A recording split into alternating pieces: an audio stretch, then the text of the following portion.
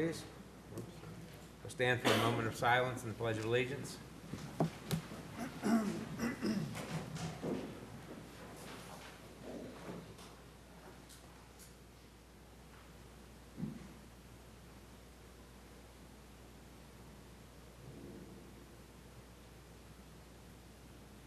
pledge allegiance To the flag of the United States of America and to the republic for which it stands, one nation, under God, indivisible, with liberty and justice for all.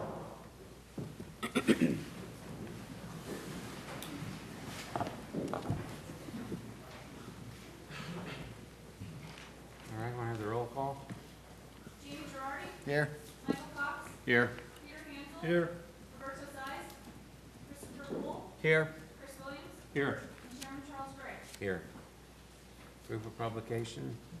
The items are published in the Tampa Bay Times on January 24th, 2020, or by affidavit of mail out and posting such site.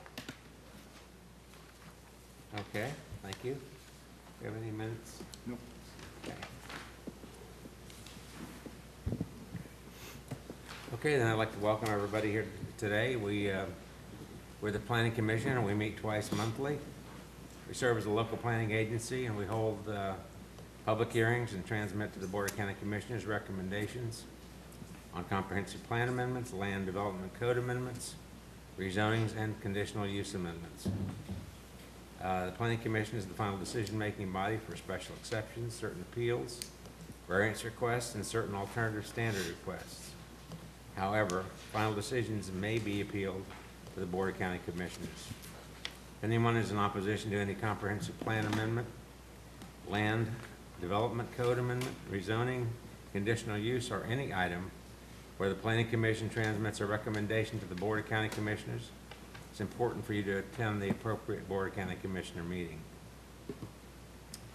For those of you who are not familiar with our procedures, very simple. We have three sections, three segments. We have continuances in some cases, and it's been our custom to grant continuances from the staff or the applicant unless there are extenuating circumstances.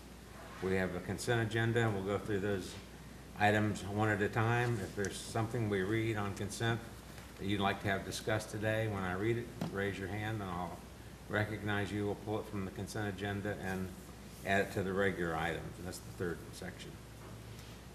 The applicants will have 3 minutes to make a presentation, and anyone who has questions or objections will have 3 minutes to come up and ask their questions, and then the applicant will come back up and respond, try to answer any of those questions that you have.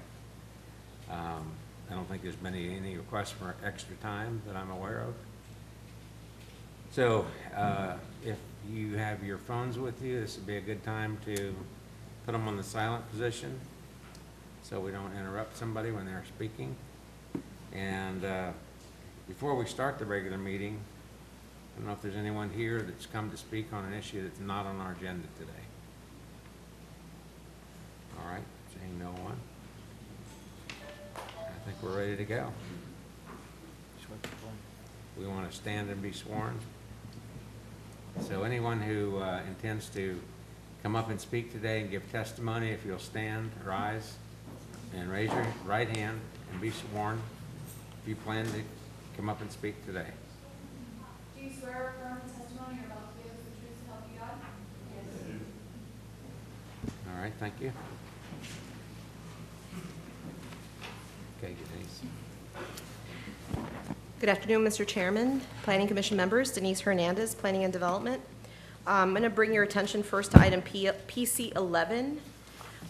We're having some issues with the compilation of our agenda because the memo that came to you actually does say that it's a continuance request, but it's coming out differently in your outline. This is PDD 20-0337 for a transportation management corridor management variance, and the request from staff is to continue the item to the February 27th, 2020 public hearing at 1:30 in Newport Richey, and that's PC 11. Okay. Move to continue time certain. All right, we have a move to continue. Second. Have a second. Any further discussion?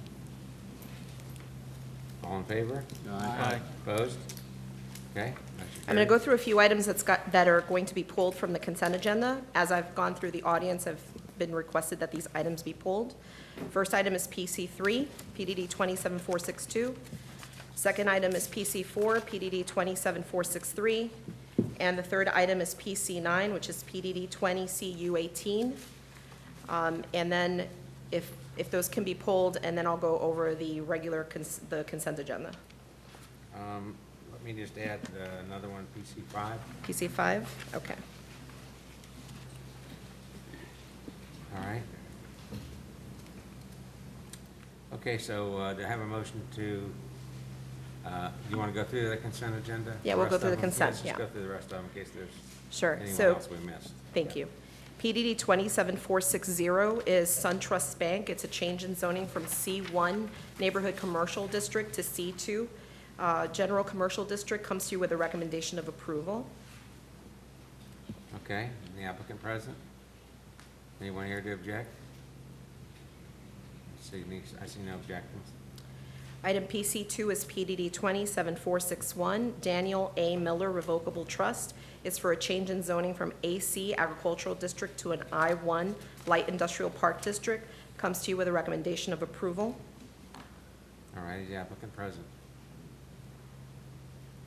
Anyone here to object? No, see no objections? Item PC6 is PDD 27465, Habitat for Humanity of Pinellas, Inc. It's for a change in zoning from C2 General Commercial District to R4 High Density Residential District. Comes to you with a recommendation of approval. All right, is the applicant present? Anyone here to object? All right, see no objections. Item PC7 is PDD 20 CU16 in the name of Florida FL Equities LLC, Stassi's Italian Grill and Pizzeria for the sale of alcoholic beverages, beer and wine only, on premises consumption in conjunction with the operation of a restaurant with outside seating and service of alcoholic beverages on a patio in a planned unit development district. Comes to you with a recommendation of approval with conditions as contained in your packet. And is the applicant present? I heard somebody say yes, but okay. Is there anyone here to object? Okay, no, I see no one. And item PC8, PDD 20 CU17, in the name of ARC Cafe USA 001 LLC, Applebee's Neighborhood Bar and Grill for the sale of alcoholic beverages, beer, wine, and liquor on premises consumption in conjunction with the operation of a restaurant with outside seating and service of alcoholic beverages on a patio in a C2 General Commercial District. Comes to you with a recommendation of approval with conditions as contained in your agenda packet. All right, is the applicant present? Okay, anyone here to object? Okay, no one? PC10 is PDD 27459, Heyman Fuentes, EC, MPUD, Master Plan Unit Development, and Heyman Fuentes Farmland Trust. It's a rezoning from an MPUD, Master Plan Unit Development District, to an Employment Center, MPUD, Master Plan Unit Development District, to allow an employment center and mixed-use development on approximately 83.5 acres. Comes to you with a recommendation of approval with conditions as contained in your agenda packet. All right, is the applicant here, present? Anyone here to object? See no one? And that concludes your consent agenda. Mr. Chairman, I'll move for approval of consent agenda for PC 1, 2, 6, 7, 8, and 10. All right. Second. Have a motion, a second? Any further discussion on the motion? All in favor? Aye. Opposed? Okay. So those items that you just heard are passed on consent. If you were here for one of those items, you're welcome to stay, or you can also leave. The rest of the items, PC 3, 4, 5, 9, and 9, those are the items that we're going to hear today and talk about. All right, we're moving on to item PC3, PDD 27462, in the name of Salvatore Carollo. This is for a rezoning from ER Estate Residential District to an R1 Rural Density Residential District. It's located in south central Pasco County on the north side of Country Club Road, approximately 550 feet west of Old Pasco Road. The site is approximately 1.77 acres. The applicant proposes to rezone to R1 as stated. Future land use is Res 6, which is the potential for 6 dwelling units per gross acre. Surrounding the property, show you the surrounding zoning. If you look to the parcels to both the east and to both the west, those are zoned R1, as is which is the zoning that this applicant is requesting. The parcels to the south are also all zoned R1, and there's also, as I stated, ER in the area, and then more R1, which is rezonings that have occurred throughout the years. The land use for most of the area is Res 6, the potential for 6 dwelling units per gross acre. Here's an aerial showing the access to the property through Country Club. And staff on this item is recommending approval, and I know that we have some folks who may want to speak on the item in the audience. All right. I'm here for any questions. Any questions of Denise? Is the applicant present? All right. You want to come up and tell us what you want to do there? Give us your name and address.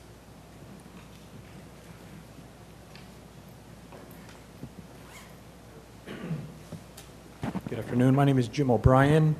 I'm with L&L Land Development Services out of Lutz, Florida. My address 2019 Osprey Lane, and I represent the client.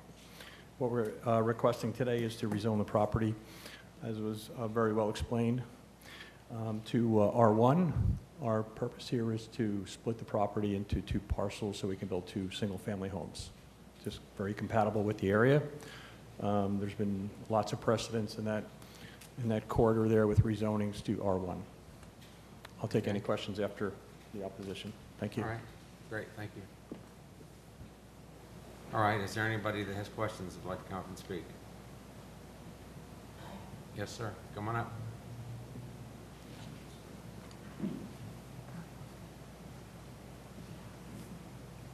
You state your name and address, please, and then let us know what your concern is. Scott Winter, Country Club, 6448 Country Club Road.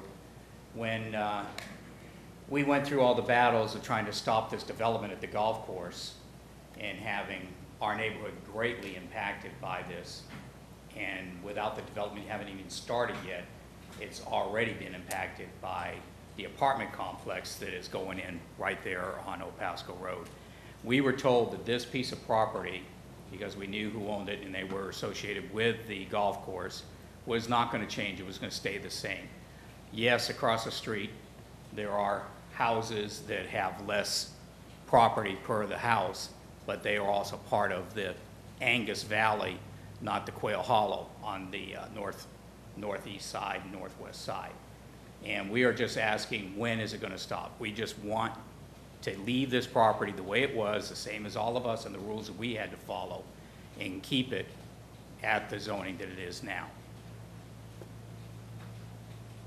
Okay. That's it. Any other questions? No questions, just would like to be represented by this and not have our neighborhood impacted more than we are going to be impacted when we won't even be able to get out of that road onto, and now we're going to add more houses per lot. And when's it going to stop, and why can't we keep it the way it is? It just, from my perspective, it seems like you have a lot of properties along that road that are of a similar size. Across the street, that is correct. Those No, are I'm talking about on that side of the street. on that side of the street. Yeah, when I'm looking at the plat, it looks to me like a lot of those properties are very similar in size.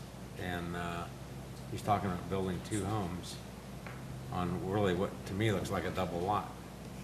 So I'm just curious. It's less than a double lot, though. It's not 2 acres. Well, it seems like it's at least as big as some of those lots on that side of the street. So I'm just giving you my observation. Denise, can you put the map up, please? Yeah, that might help. Yeah.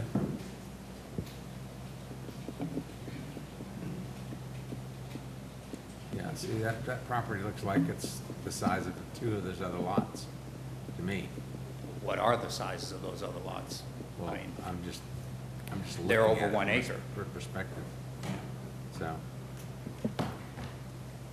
Okay. The one to the, Anybody the else? one have to the any- right is just shy of an acre.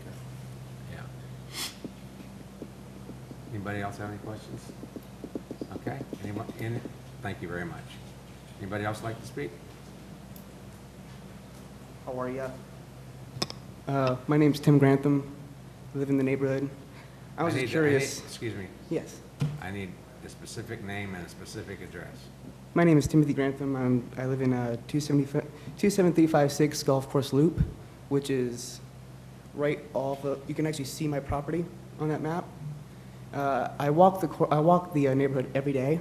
And I was just wondering, have you guys at all just looked at the neighborhood, driven down Country Club? Because 6 houses does not represent that neighborhood at all. At all. I mean, it looks like it on the map because we rezoned it, but not in reality. So if you guys look at the actual neighborhood, there's a lot more trees than there are houses or fences or people or dogs. So, Well, just so you understand, we're not talking about 6 houses. yeah, I mean, I see a lot of Talking about 2 neighbors houses. I'm seeing a lot of neighbors, and I'm seeing a lot of traffic being built up on that road, is what I'm saying. And I'm also saying that it seems that the neighborhood itself, as it stands, not so much, I guess you could say, the people that were there the past 20 years really aren't being represented in a amicable way, I guess you could say.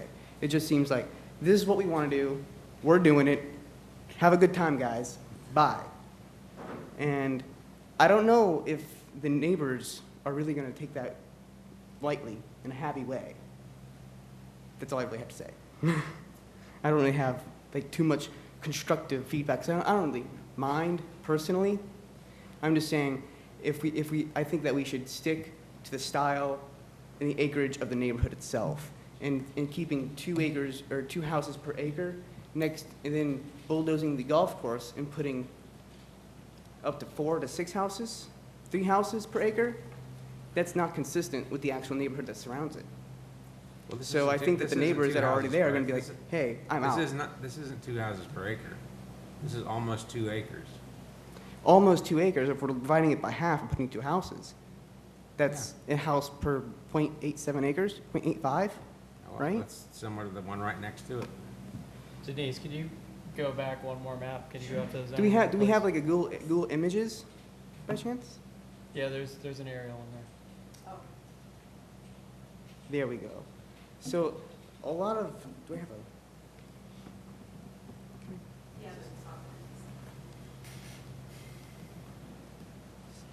You see the, if you go close, right over to the left edge here, all of the highlighted spot, all that stuff is trees. This whole area, this here, that whole corner area there is nothing. This area here is nothing. This area, all of the, you can see all the trees going up. This person, you can't even see their house. So it's a highly wooded area, is what I'm saying. There's deers that roam straight through that area. So, I mean, it seems on the map, in numbers-wise, like it's consistent. But if you go there, just go there, step out of your car, you'll notice there's a big difference between the numbers in the map, what you see, and what the feel of the area is. Kind of like, what if I just decided to put a Walmart in the middle of Dade City? Yeah, maybe it might make sense. I have the space to do it. But it's not consistent with the area. That's what I'm trying to, the vibe I'm trying to give out, is all I'm saying. And I'm really nervous. That's why my voice is really shaky. That's all I have to say. Thank you, guys. Thank you. Thank you for coming. Yes, sir. My name is James Lazinski. I live at 27322 Golf Course Loop. I've lived there with my wife, raised a family. We've lived there for 38 years. We've been through all of these zoning and proposed changes for the last 38 years. We've been up here often. And I- Excuse me just a second. Excuse me? We're going to have to hold it down back there. Could you pull your microphone up just a little bit so we can hear you better? Thank you. Anyway, we've lived here for 38 years. We've seen a number of attempts to change things. Approximately 25 years ago or so, an individual builder came through when it was R1 and built on lot lines illegally. He got away with it. We had there was a big meeting, and eventually the board agreed that it should be, give the one exception, and change everything to state residential. Okay, approximately 10 years ago, somebody owned that particular property, and they wanted to build 2 houses on it. It was rejected by somebody in here because there's some kind of an easement, some kind of a drainage line easement that goes through that. But the third major concern that we have is that, again, we've still got some empty lots there. And if you start doing spot zoning, we've got no defense. We've been paying our taxes for almost 40 years. A lot of people have been living there for 20, 30 years. And now all of a sudden, somebody wants to make some money, an extra buck. He can have one house in there. Nobody's going to argue.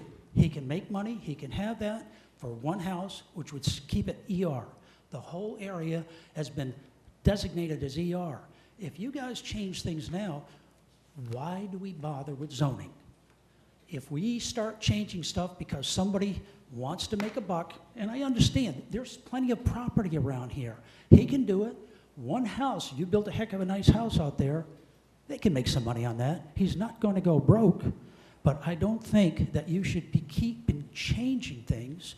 When we went through these battles, they're on record, and nobody is enforcing what you guys, yourself, and the Mike Moore and the commissioners, have done. They said it's going to be ER. And all of a sudden, we're making a spot zoning change, and I don't think that's good. It also makes people lose faith in the zoning system. Thank you for your time. Thank you for Can I coming. ask a question?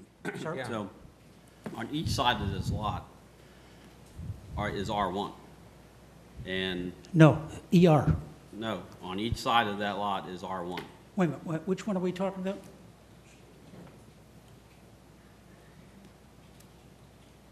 So you see the subject site there in the middle, and it's R1 on each side. So there's And somebody 4 has made, houses. sir, I There's- would recommend, please, that somebody goes back to the records and see where that ER, when we got everything changed by the commission to that everything was supposed to be R1. Now, there might have been an existing home, and they said, go ahead, but that was all ER.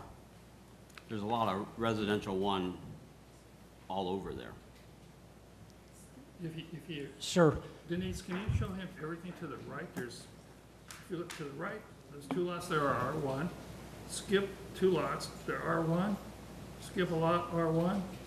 no, that's an No, old they're map or R1 something, to the- because they are ER, this whole Quail Hollow Estates, it's in your records. Quail Hollow Estates was changed to ER. ER. Let me. That whole ask area. Denise to step in there and just, can you speak to that, Denise? Are you prepared to do that? Yes. Okay.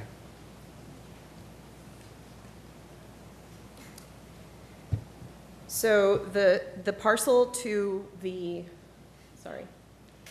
the parcel to the west, that R1 is original R1, 1975.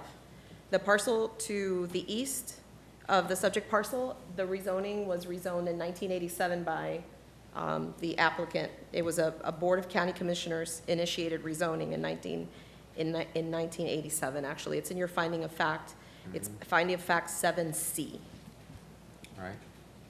So Denise, to follow up on that, there's a finding in 7B, which may be what this gentleman's referring to, Yeah, where there was a board-initiated rezoning from yeah, so to that's, ER. Where were those lots? It looks like these bigger lots over here on the top left. Around the left, yeah. Yeah.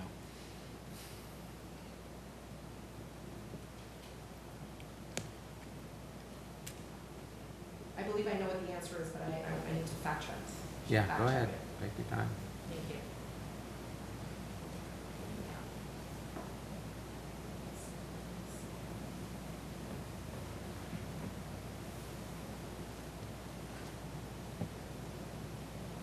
Okay. So those lots are going to be off this map, but I'll show you. That rezoning that is called out in finding of fact 7B is all these lots that are within, you see the green outline? Yeah, the heavy And then green. outside of that green outline, all the way going out this way, it's 80 acres of property. Those were the ones that were from 1986, the Board of County Commissioners initiated rezoning. Again, I would also stress that this is called Quail Hollow Acreage. The plan, the master plan shows the entire thing. There may have been one or two, but again, we're going to have spot zoning. I can't see how we can avoid spot zoning in the empty lots if you approve this, because this was supposed to be all ER1. Well, from what she just read, that's not the case. It's, they're, on either side of this lot, they're zoned R1. If we zone this one ER, that is spot zoning. Well, then maybe you've got a suggestion on how we can stop spot zoning for the next person to come up and says, I want to change, and there's some empty lots up there, we want to change this to R1, multifamily, whatever. I would tend to agree with you if on either side of that lot they were zoned ER, but they're not.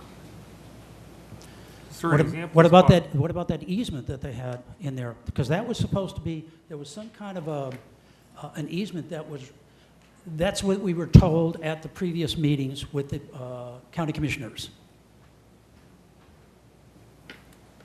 The only easement I see is the one over here near the corner, which goes north and south, behind the ER, which separates the R1. I'll try to show the easement. There's a drainage easement along the western portion of the property, and there's a drainage easement along the rear. I'll show it on the survey, see if I can get the element pulled up, sorry. Okay.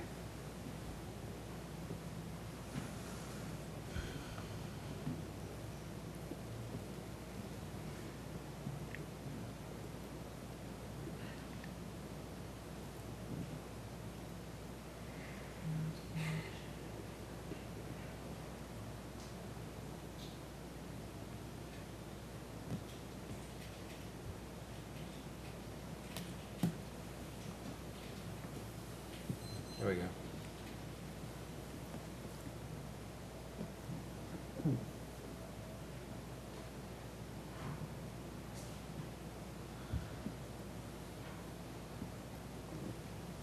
So it's very large, so I apologize.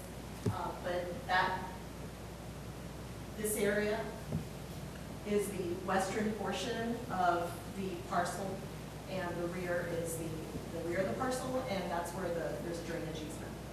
I got you. But all that means is that the applicant would not be able to encroach into that drainage easement. Right. So Denise, while you're on the subject, given the easements, what's the most number of houses they could build on these lots? If the rezoning is approved to R1, what do you, in your opinion, what's the most number of units they could build? Let me take a look at the width that's being shown. The maximum number of units, if all the units have access through Country Club Drive, and you don't have like what's called kind of a flag lot, would be a maximum of 2 units. But based on the actual, if you look at the actual square footage, divide that into 20,000 square feet, it could potentially have 3 units on there. Is that including that easement or not? Easement is not taken off of a person's acreage. The last time somebody was refused it, because we had a neighbor that tried to build, and he was denied building because of the easement. As you, I'm not sure if that's shown well, but I mean, there is, to the easement line, there's approximately 300 or so feet from front to back that can actually be built in. So Okay. there's the area.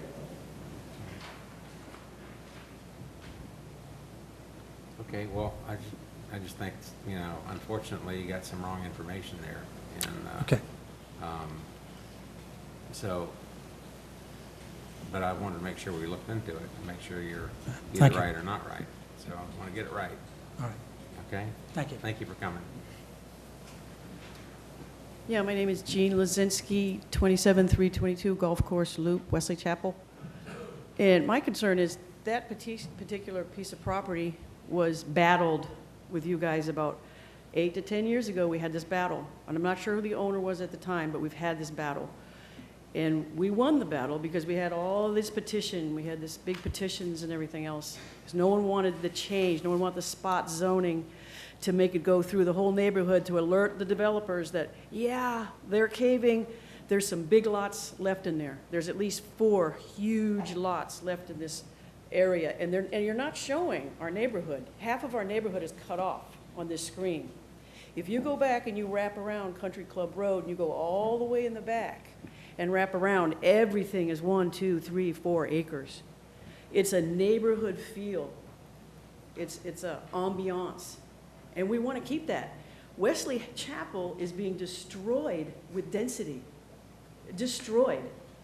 Why can't we have our little secret Shangri-La? Can't we just have that? I've lived there 40 years. A lot of people have lived 20, 30, 40 years. This has been denied before. Previously, this request has been denied because they looked at the whole big picture of the neighborhood, not just that little street right there where it's, some R1 in there. There's tons of ER in there with horses and chickens. This is still rural. If we allow this, the developer is going to come in, aha, great. See those big lots in there as you wrap around and go all the way to the back to Country Club Road? Oh boy, are they going to be salivating? Oh, chop, chop, chop, chop, chop, chop. Doom, doom, doom, doom, doom, house, house, house. If you guys allow that, that's what's going to happen. And we're asking you not to let it happen. Please maintain what you gave us last time, which is maintain the zoning as it is and let them build one house there. Thank you. Thank you. Is there anyone else?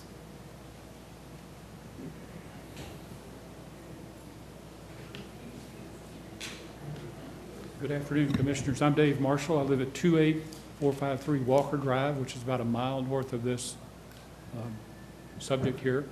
I live on 1.7 acres of land. And my concern is traffic. We take our lives in our hands every time we go on one of these roads, and Country Club is one of them, and run off of Old Pasco Road. The reason Old Pasco Road is named Old Pasco Road is because it's been there such a long, long time. And no one ever considered putting turnoff lanes, decel lanes, etc. So this property is coming here, and the nice lady that just spoke is correct about the map. When you go, it's a dead-end street. It wanders a lot way back in there. And my friends, I don't want to say they live on a dead-end street because that doesn't sound so good, but it's a dead-end road. And it's ER, I always thought it was ER1, large parcels. And when you split them up, the lady that just spoke, you start in those large parcels back there, someone will be tempted to sell off a piece. Thank you very much. Thank you. Thank you for coming. Okay. There's one question. Sorry, only once. Huh? Ask a question. Yes, go ahead, Dave. Denise, the MPUD to the north of this parcel, do you have an idea what its density is?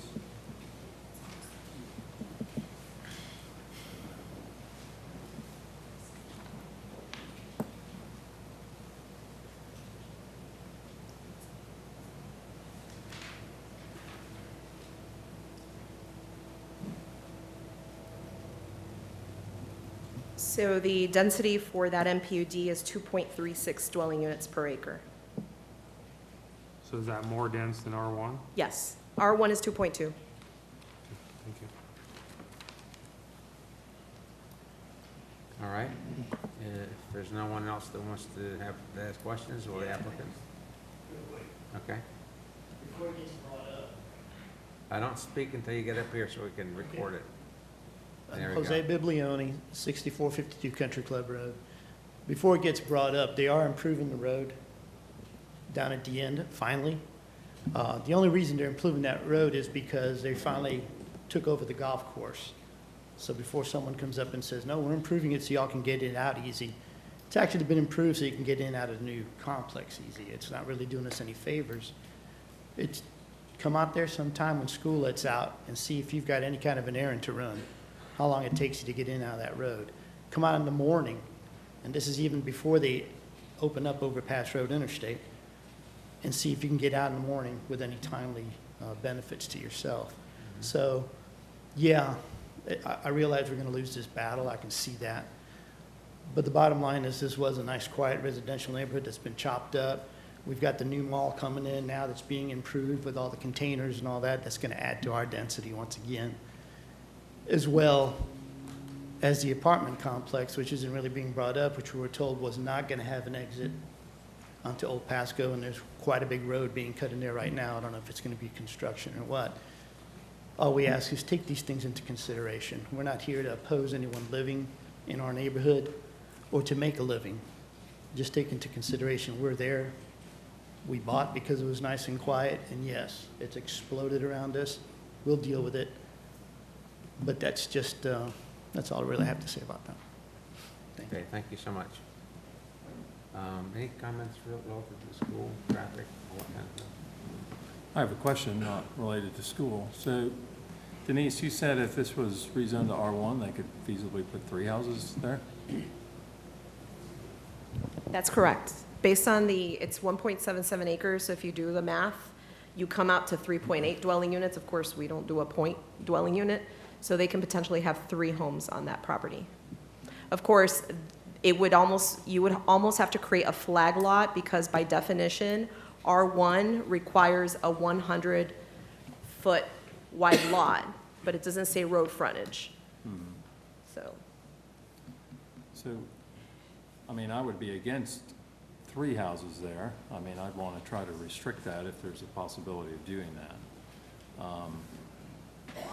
You know, if you recall, I was against converting the golf course to what it's becoming, but the fact that R1 is on either side, I have a hard time saying no to doing that, but I would have an issue if they're trying to cram 3 houses in there. Okay. Anything from the school perspective? No, I mean, we're talking changing this from 1 house to 2 houses, and so, yeah. Okay. So would the applicant like to come up and respond?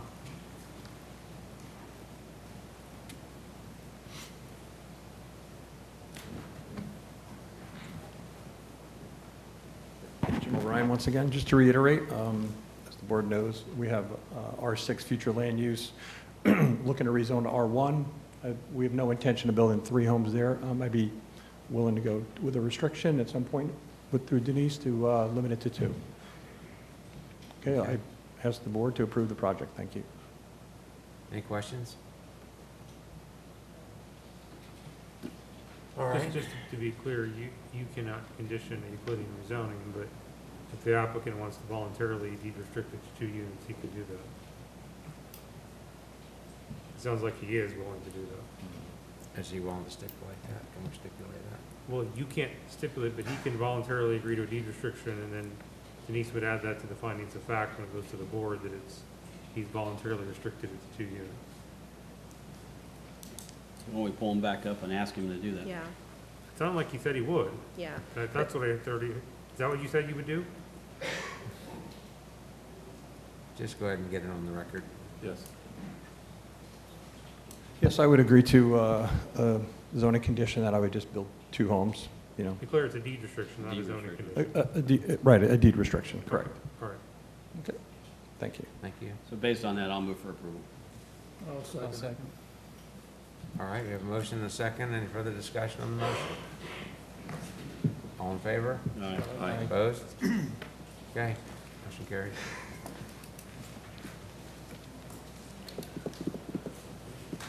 All right, moving on to item PC4. PC4 is PDD 27463. This is the name of Abacus, 1936 Abacus Road Land Trust. It's for a rezoning from C1 Neighborhood Commercial District to a C2 General Commercial District. It's located in southwest Pasco County on the east side of Abacus Road, approximately 230 feet south of Mile Stretch, and it contains 3.91 acres. The current use is C1, neighborhood commercial. Throughout the years, this parcel has been a social organization. I believe in the past it's been a combination of moose lodges and Polish American Club and different things of that sort throughout the years. And the applicant has submitted on your finding of fact, number 8, it specifically states that Abacus Road is a substandard road, and the applicant will be responsible for improving Abacus Road to county standards. And a substandard road analysis will be done at the time of a preliminary site plan if the item is approved. We don't have specific request as far as a specific use that the applicant is proposing at this location, is just looking for C2 general commercial uses. There is a history in the area of C2 uses and C1 uses, as you can see, and it comes to you with a recommendation of approval. It also is ROR, retail office residential, future land use. And here for any questions you may have, and I believe we have some folks in the audience who have some concerns. Okay, any questions for Denise? Okay, and is the applicant present? All right, you want to come up and tell us what you're going to do there? Or you're the applicant? Good afternoon, everyone. Nabil Wasta, I know it's difficult to spell the name. Address 455 Ocean View. So you're going to have to speak into the microphone and give us your name and address. Nabil Wasta, the address is 455 Ocean View in Palm Harbor, 34683. Okay. We purchased a property in 2017, and we did a lot of renovations to it to bring it up to where it's where it would look good. It's been vacant since 2017, and recently we got approached by an air conditioning company to come up and have an air conditioned facility where they have units and parts and stuff in this nature. Then I found out that we're not zoned properly for that. We filled the application, and I know we have some audience that would like to say things. And maybe if they address their issues, I'd like to come back and then give them just the answers they would like to hear. Any Sure, questions? that's fine. Any questions before you sit down? Okay. Yeah, have a seat there, and we'll get some questions up here for you to answer. All right, so who among you would like to come up and start the questioning?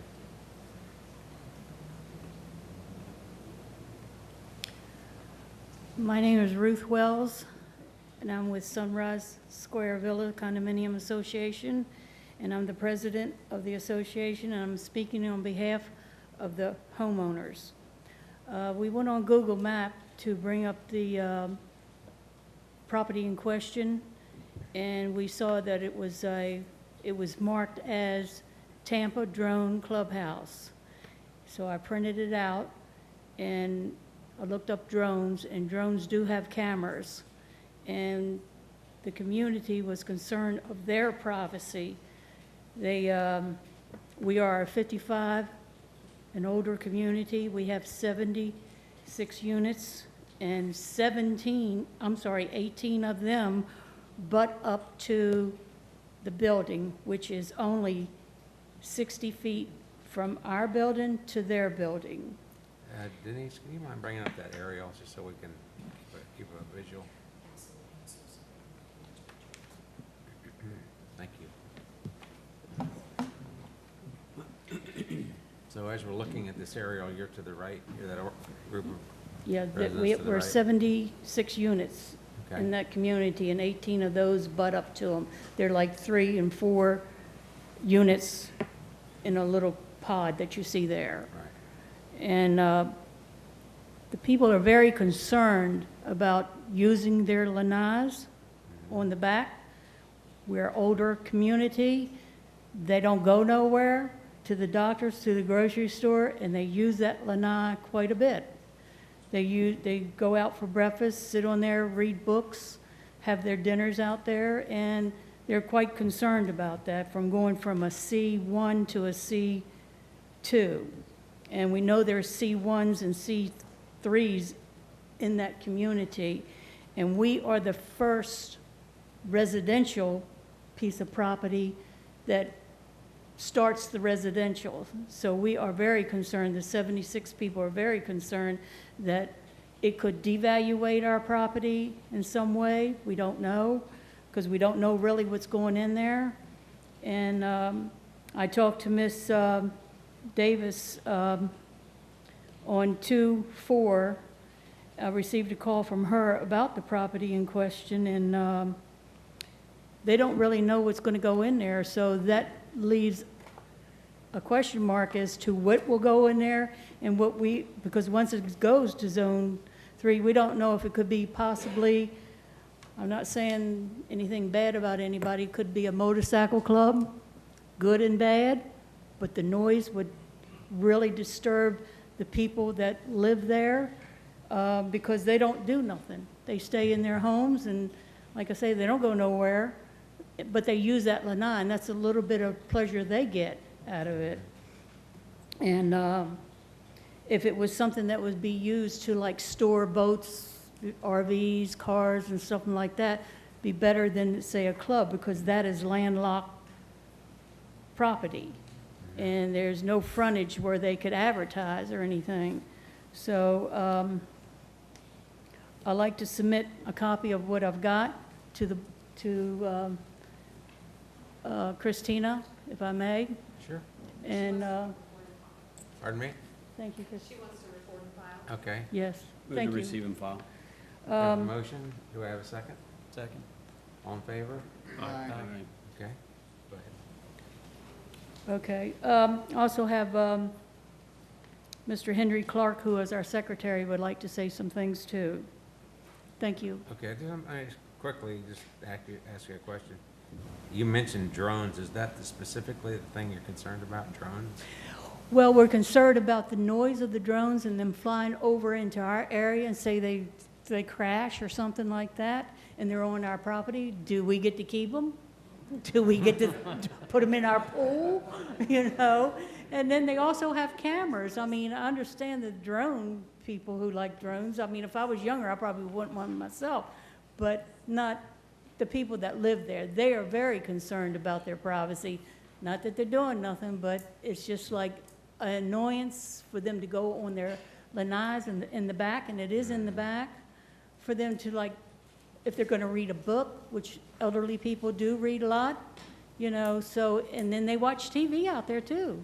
You know, they have little TVs out there, and they have their lunches and dinners and breakfasts and whatever they do, and they're concerned about, is it going to down the value of our property? You know, they don't have enough monies to move again. You know, they're on fixed incomes. So that was a concern about what is the principle of turning it into a C2 and not leaving it a C1? You know, because once it's sold, and we have no say. Yeah, just a question, Denise. If it's Zone C1 now, do they automatically have the right to use it for a club? Right, we understand that. No, I'm asking Oh, the expert there. Yeah, basically it has a special exception approval on the property from very late 70s for a fraternal organization, social club. So it's kind of like a big umbrella. At that point, it was supposed to be a moose lodge, but the special exception is not specifically just for the moose lodge. But it has to be a fraternal organization. It could be a fraternal organization. Okay, all right. Denise, one quick question. I want to see if I heard this correctly. She indicated that it was landlocked? Well, there's actually, if you, Is there an easement? There's a road. yeah, there's actually a road, Abacus Road, which is in substandard condition. It's in poor condition, so. So it's not landlocked property? It is not Okay, landlocked. thank you. but they don't own the road. No, we know that, yeah. Okay, anything else? No, that's Any other questions from up here? Thank you very much for Okay. coming. Mhm. Who would like to be next? Hello, my name is Henry Clark. I live at 4756 Sunny Loop, directly behind, next to the property in question. My home, along with 17 others, butts right to the back of this property. And our concern is for noise, and our concern is for the valuation of the property, like Ms. Wells said. Once we can no longer go out on our lanai, then we lose the use of the lanai, and of course, it reduces the value of the property. Additionally, noise ordinances won't really apply to us because I'm home all day. Many of us are home all day. We're retired, and so any noise during the day, I know there are noise ordinances for certain times of the night, but it's not going to help us much at all. So we just want you to please take into consideration the residential area directly next to this property when you make a decision. Any questions? Okay. Yeah, well, I know the applicant has indicated that they're trying to put a air conditioning company in there. Do you have an objection to that? Not at all. That'd be great. It's a regular air conditioning company where they come in the morning, get in their trucks, and then leave. That shouldn't be an issue. Okay. There is one already adjacent to our pool. There's an air conditioning company there, and like they come in the morning, get in their trucks and leave, and it's not a problem for us. Okay. Any other questions? I'm sorry, you can't speak from the audience, and you only get to come up once. Otherwise, we can just keep going all day long and all night. Thank you. Thank you very much, Mr. Clark. Did you have somebody else that wanted to come up and ask a question? You can pass him your question. I don't want to get up and speak. I don't blame him. Excuse me, Mr. Chair. Yes. Wants to receive that. Okay, do you have a motion, Mike? Move to receive and file. Second. All in favor? Aye. All right. Is there anybody else that wishes to ask questions? If not, the applicant will come forward here and Very good. enlighten us. Well, hi, Ruth. I've been a good neighbor. I've seen you before, you helped us with our tree. Been a good neighbor. You got to speak into the microphone or you won't be our When we good bought the neighbor. property 4 years ago, we know how to display being good neighbors. To give you an example, and I have some pictures to prove, I think Ruth, we did meet before, and I have pictures of that. A tree fell. When she called, we didn't send the crew. I went with the crew.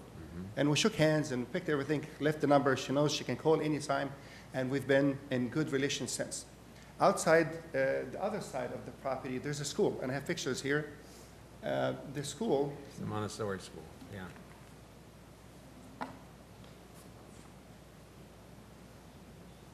and Ruth probably can vote for that. They don't have any parking at all for their staff.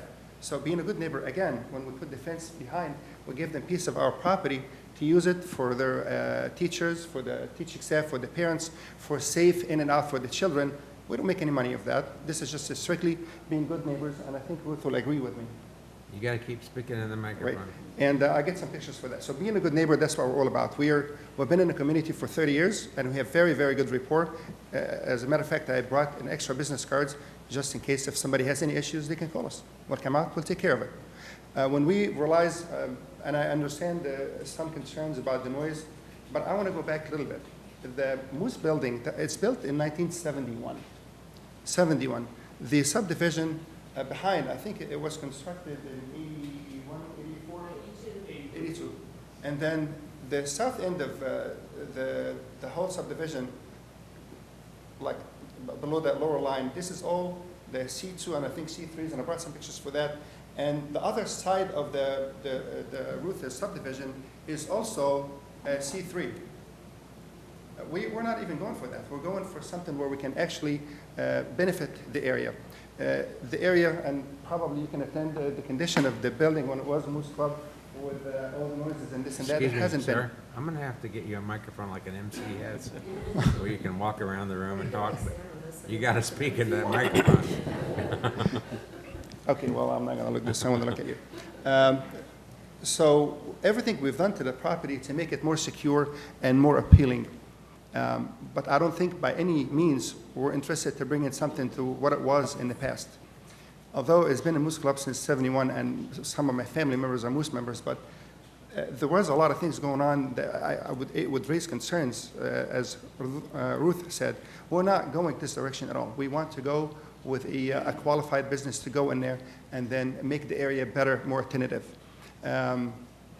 So if we address the noise issue, also addressed, we've been there since, the building has been there for fraternity uses since 1971. The subdivision came afterward.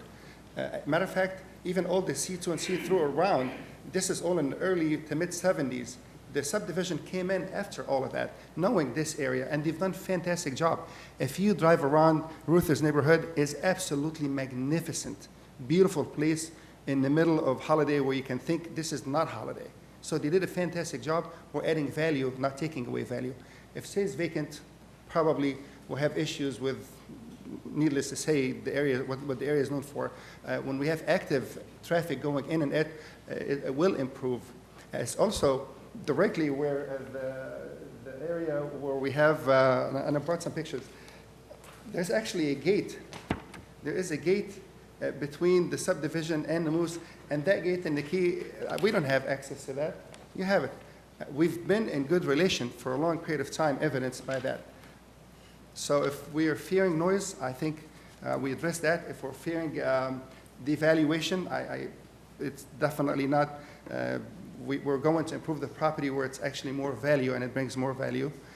And again, we're very approachable. We live in a neighborhood, not that neighborhood, but we live in a neighborhood. We're very approachable and we're hands-on owners, evidenced by the incident we just met. Question? Okay, questions from up here? So I have a couple questions. So you're going to be renting this out to? We are, when the chain of events, when an applicant comes along, when, okay, let's see if we can make that use. So the applicant that came along is in air conditioned business. When we checked, we said the zoning is incorrect. We have to change it from C1 to C2. We filled in the application and we started the process. And it gave us a chance to reach out to the neighbors to know who we are, and we're here to take care of all the small details. We're good neighbors. So you're going to continue to own the piece of property? I have no intention to sell it. Okay. Any questions? I have a couple of questions. Anybody else have questions? The only question I still have is the road. She indicated that it was a private road, and before that it was a landlocked piece of property. Who's going to have rights to the road? And is that going to be a dispute down the road? Let's highlight a few things real quick, and I don't know if I can, maybe you can help me. Okay. When we, and Ruth also, please just make sure you remind me if I missed something.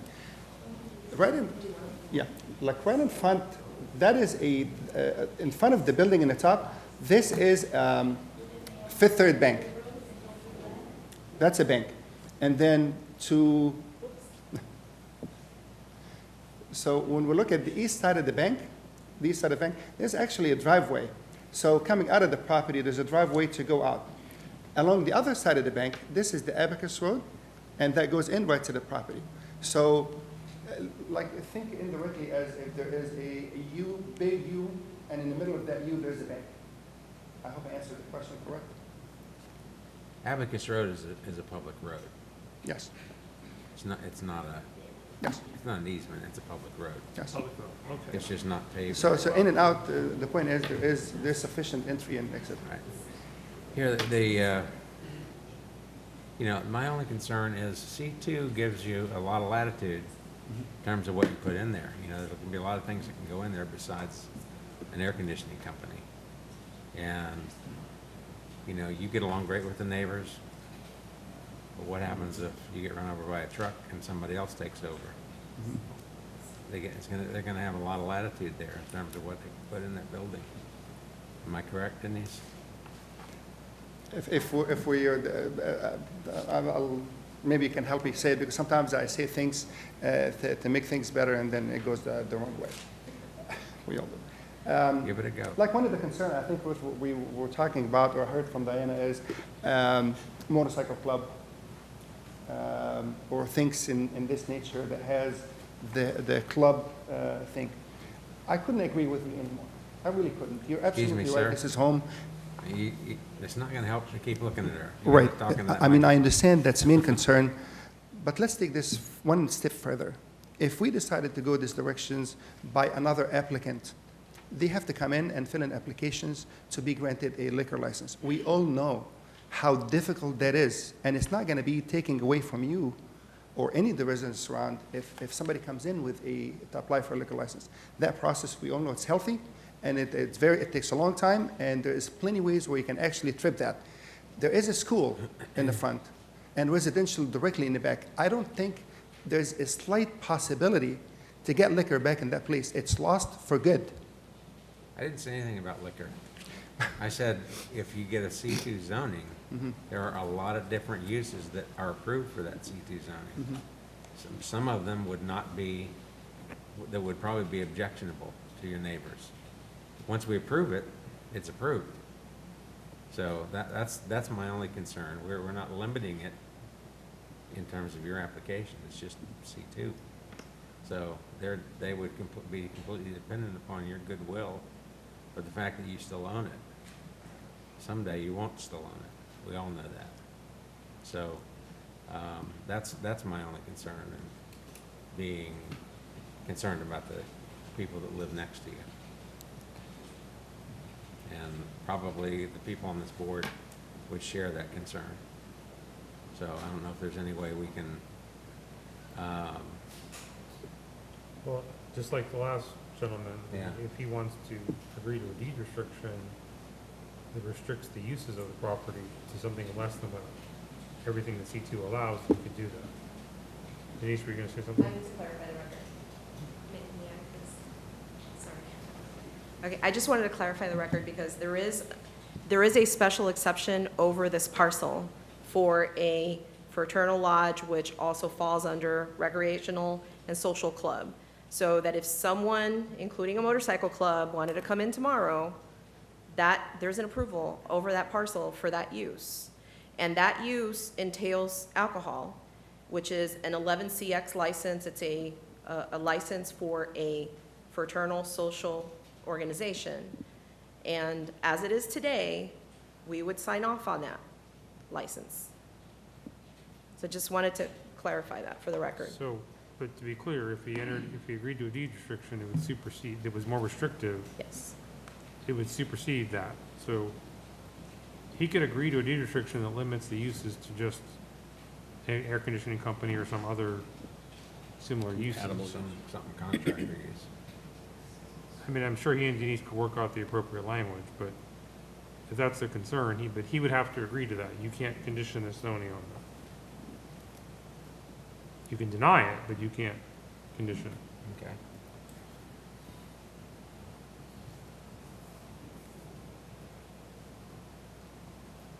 So will you agree to that condition? To deed restriction?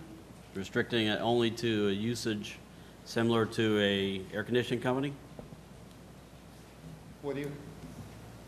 We struggled to have a tenant in this property for 4 years. We struggled. The type of the building, it's 15,222 square feet for a single tenant. It's been really a hardship to have anything done with that. And then day in, day out, it's been very, very difficult to find qualified tenants to come up and do anything. So further restrictions we'll just keep things the way they are, and then hopefully another club will come in and will rent it to them. But why? I mean, I understand our concerns from the homeowners association behind that, what goes in front of them. But can we just remember one thing? That existed as a club since 1971 when it was built. And we're not even going that way. We're trying to widen the broad spectrum, or maybe what tenant would we come in and be interested in this? Because my understanding, C1, it's very few people will qualify for that. We even approached the school. The nice couple in the front that owned the school, we approached them and said, we'll work anything with you. Just come up. What would it take? The building is too big. The building is too big. And we tried churches. We tried, there was 4 years is a long time. And we're active in the business. It's not like we know how to put the property out, how to look for prospective tenants, we know how to do that. But that's a very challenging situation because, one, let's all agree it's not a good location. It's not on 19. It's not even on a road that comes off 19. It's on the road that comes off of that. Tucked in an area, it's a pride of ownership when we look behind where Ruth lives and the other 87 people. But then when you look, I don't know if I can put the picture back, but if you look at that one straight line of mobile homes, we will agree this is not very good. So Well, it made it very, very challenging. Then what? that I would be- understand what you're saying, but, you know, you made the decision to buy the property. Yes, You know, you said you're in the business, yes. so you know the risks associated with buying We're not. property we're that's not zoned properly. We're not finding that. We're trying to see if we can make it appealing to, if we had it for 4 years, try to see somebody that would fit the C1 designation, and we couldn't find any. Well, the next common thing to do is, okay, well, let's see what else we can get. And then when we realize that we really have to change the zoning, that's what we'll figure out to come up here. But not by any means to devalue the property behind, because that's not any intention. When you take a vacant property for 4 years and then you improve that, by think all that- means, there's some benefits to that.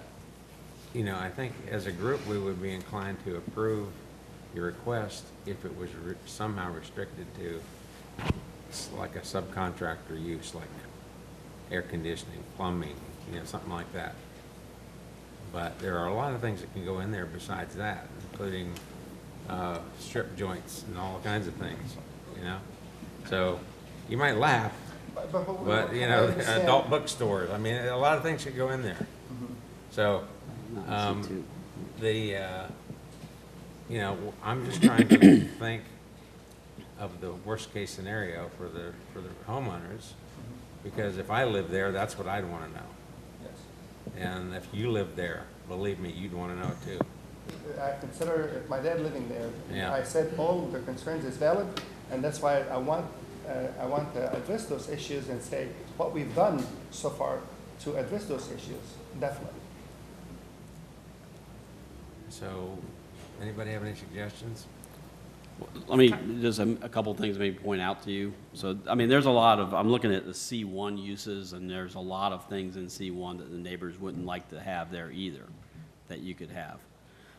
But because you put a deed restriction on it, doesn't mean, and correct me if I'm wrong, David, doesn't mean at some point you can't come back and ask for approval to remove that deed restriction. Am I right or wrong? Yes, and you also could do the deed restriction so that he's allowed all C1 uses, so he doesn't lose what he has now, and that he's only restricting himself to certain C2 uses. Right. In other words, it's not the whole array of C2 uses. Does the deed restriction do away with the special exception? Is that, if there is a deed restriction, does that go away? If the restriction specifically says that use won't be allowed, then yes, it could do away with that too.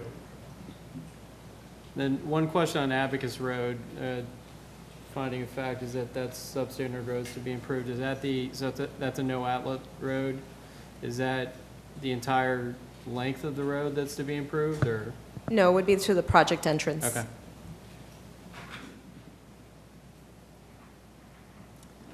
Well, David, do you have any suggestions how something could be worded? Well, I mean, if he's not willing to even entertain the deed restriction, then there's not much you could do. If he's willing to entertain crafting a deed restriction, then you can continue with this, so Denise and he can work on something that's consistent with what we talked about. But if he doesn't want to do it at all, then there's no point to continuing. I'm sorry, I missed that. So, if you're willing to discuss a potential deed restriction with zoning staff, we could continue this so you can have that discussion with them and then bring this back to the planning commission at a future date. If you are saying there's no way, I'm never gonna do a deed restriction, then they'll just have to make a decision based on that set of facts. So what do you wanna do? So when we say these restrictions, that means they limit the things that can go in there? Right, you would limit, Some of the C2 you would limit the uses. range of C2 uses that could go in there. Instead of having everything that's in the list that's in the code, you would say, these are the 3 or 4 that I would likely do. I think that's perfect. I think we're talking the same exact thing. But I just, So would you like this continued so you can work with zoning staff on something like that? so to go in and say those are the. You need to go back to the microphone, sir. I'm sorry. Sorry. Okay. Would you like this continued so that you can work with zoning staff on a potential deed restriction? Yes. Okay. All right. So I assume we need this to go back to Dade City, right? No, this is It's in actually on the Newport west Richey. side. Yeah, it Oh, really oh, should, okay. it should be in I was there, gonna right? suggest a Okay, continuance. okay, If okay. we can work very quickly, I was gonna suggest a continuance to the 27th of February, which will You- bring them to Newport Richey. Does that give you enough time, Denise, do you think? I think so, but I would also like to work with the folks who have concerns and go over the The list. uses that, you know, Yeah. But does that give you enough time to work with yes. the applicant and these residents? Yes, because they're gonna work quickly with me, right? Yes, I'm hearing them say, nod their head, yes. I heard them nod their head too. Okay, do I have a motion? I move to motion that this continue. Continue, Let to Peter allow know. staff to finalize deed restrictions and other concerns that may be forthcoming, and that we hold the meeting at the earliest convenient time. The other thing I would add is that the deed restriction can also address buffering and screening as well, assuming the applicant's in agreement and staff can work that out. To include buffering and Screen. screening and noise reductions depending on the type of business or manufacturing that would go into that area. That would protect the residents also and you. So I think that's the fairest approach to go. Because I had a hard time trying to restrict the person to a certain, I own this property, why can't I use it? Right. You know, so I think this is the fairest between the two. So I hope there's a second on that motion. Okay, we have a motion. Do we have a second? I'll second. Okay, we have a motion and a second. Further discussion of the motion. All in favor? Aye. Opposed? Okay, motion carries. See you in 2 weeks. See ya. Okay, to clarify, the motion is to continue it to February 27th, 2020 at 1:30 in Newport Richey. Okay. Thank you. All right.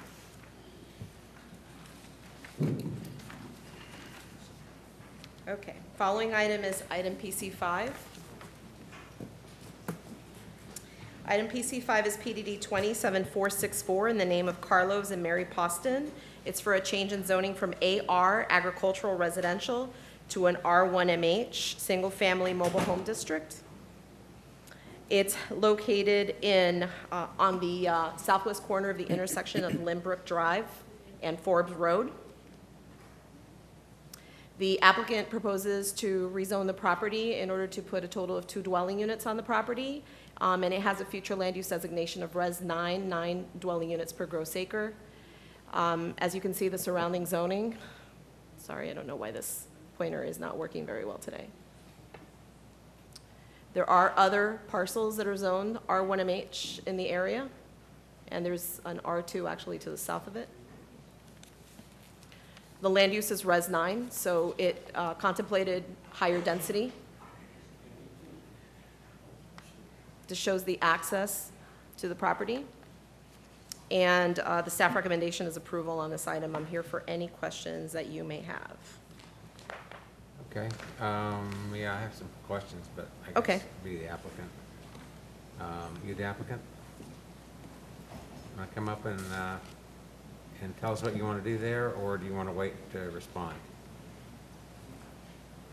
We have some people here that have questions about this one. Anybody that wants to speak on this one? Okay, I think I was the one that had questions, so if you want to come forward. Okay. And state your name and address, please. Could you put that aerial back up too, Denise? I'm sorry.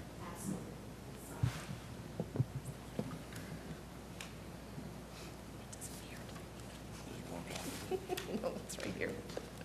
It's my fault. Maybe you thought it was the microphone. Thank you. All right, well, I wasn't prepared to get up and speak, so I'm not prepared. But my name is Tim Allen. My parents are Carlos and Mary Poston. I am the representative when it comes to the rezoning of this piece of property. My parents have lived in that area since 1985. That's exactly where I grew up. I mean, all those streets, the dirt roads that used to be there, those are the streets that I rode my bicycle on. All the kids that I grew up with lived in that area. I've been fortunate enough to move around the country with my career. My son has lived in, Colorado, Oregon, Georgia, as well as Florida. My parents are getting older. We were recently in Atlanta, Georgia. I was working for Ecolab. I was the production manager there. My mother came and visited us for Christmas, and she was telling me about the difficulties that they were having as they get older, maintaining the property. My stepfather, Carlos Poston, has had cancer, lung cancer. He's had a heart attack, he's had a stroke, he's had a heart attack and a stroke at the same time, which baffled the doctors. Needless to say, they need help. Immediately, I wanted to come back to Florida. I left my job. I'm currently working with my brother-in-law building pools. Complete career change. I want to be here. I want to live on the property with my parents, and I want to be able to support them as they get older. So I've been here since May. We've been maintaining the property. I built a pole barn to put all of our junk in until hopefully we can get this approved so I can build a house on the property and move my family into it. Okay, well, my question, I guess my biggest concern was, you're asking for a mobile home zoning, R1MH. It's my understanding that R1MH, either mobile home or And my big concern is I'm looking at that neighborhood, and it seems like most of the residences on that street are not mobile homes, they're regular homes. Yeah, I have no intention of placing a mobile home on the property. So that was the suggestion for the zoning. My suggestion would be something other than R1MH. I mean, if you want to build a home, a regular site-built home, then there must be an alternative, right, Denise? Yes, definitely there's an alternative. The alternative would be to go R1. I believe, and I'm not the person who suggested it, but looking at it, being a zoning person, I would have also suggested R1MH because it's what's in the area. R1MH, R1MH. That's what I mean, I would have suggested the same thing as well. But I understand what you're stating. Well, there is R2 to the south, though. There is R2 to the south. I guess we can, And an AR right across the street. yeah. And see, an AR allows site-built homes, mobiles, manufactured homes, modular, so that's But allowed in the I was area. just looking at the area, and then I was looking at the aerial. Yeah. And look like they're all site-built homes. That's a correct statement. And I see where, out on the front, where that roadway is, it's R1MH on that road, on that main road. But, back in where these houses are, it seems like it'd be more compatible to have an R1. Okay. Especially if he doesn't need R1MH. No intention of placing a mobile home. So, can we make that change? Mr. County Attorney, can the Planning Commission make a motion to change it to R1, deny R1MH and change it to R1? I mean, I've seen that in the past, but I'm not sure how that works. Well, they're recommending body on this, right? Yeah, So, yes, I mean, when it goes to the board, you're gonna have to then advertise it as you have to change your ad when it goes to the board. okay. Has this already been advertised? Yes, it has. So, you just need to make sure you advertise it for the board as R1. So you might need to do a new ad. Okay. But yes, this body can recommend a change to R1 instead of R1MH. So, secondary question, because the gentleman did ask me if it's going to make him jump through more hoops. Will he have to redo a letter and repost the property? Well, whatever notice was provided for R1MH, Yes. you would have to now do for Okay. R1. Sounds like the answer is yes. Okay, well, I just think if we're gonna do it, let's do it right. And, because somebody. Get started. Huh? And it looks like this is going to push this out a little bit further. Well, you wouldn't necessarily, you don't have to come back to the planning commission. Right. You still have only the one hearing in front of the board, but you're gonna have to renotice it, because you can't rely on the notice to R1MH. Yeah, you don't have to come back to us. But I do need to send 30 letters out again to all of the Yeah, neighbors. if that's how you noticed it before, you're gonna have to notice it again. And if they didn't object to it before, they're certainly not gonna object to that. I understand. I mean, wouldn't that make his property more valuable? Of course, yeah. And I don't know, he needs to understand that. you can, it's easy to read, You don't have to buy a new sign. You're gonna, You I just- think Mr. Cox pointed out that by doing this, it's gonna end up making your property more valuable. Okay. So I think it's a good move for you. I mean, Denise, what, I mean, are there other, differences, standards? I mean, he needs to understand the difference between the two. No, there's not categories. much difference. I mean, the only difference between R1 and R1MH is basically that R1 is site-built homes only. There's a slight difference in the setback between R1 and R1MH, but only in the rear, 25 feet as opposed to 30 feet. But everything else is the same. The density is the same, 2.2 dwelling units per acre. It's, again, the only difference between R1 and R1MH is pretty much R1, site-built homes only, R1MH, gamut, site-built, manufactured, mobile homes. Lot sizes is the same, 100-foot wide lots, 150-foot wide, 150-foot deep lots. Minimum lot area is 20,000 square feet. It's the same on both. Okay. Yeah. All right, so the only real difference is you just got to send out the notices again. To be clear, Yeah. the notice is for the board meeting, you're not re-noticing this? No, meeting. and the good It's thing, not it's an coming back east here. side item, so it's going to the board in March, so we have time. And we'll help you. I'm going on record and saying we're gonna help him. Okay. You probably send out more Christmas cards than that, so. No. Okay. You're not getting one either. Yeah. I want to send one back. I thought that was social media. You send them all out at once now. You don't have to worry. I know, you're smart aleck whippersnapper. Okay, so, do I have a motion? So, Mr. Chairman, how would you like this to say? I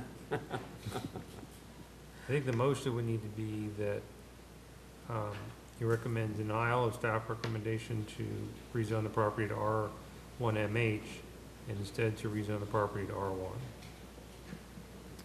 So I'll move to that exact motion. Second. We have a second. Further discussion? All in favor? Aye. Opposed? Okay. You got it. Thank you very much. We're gonna be in contact with you, trust me.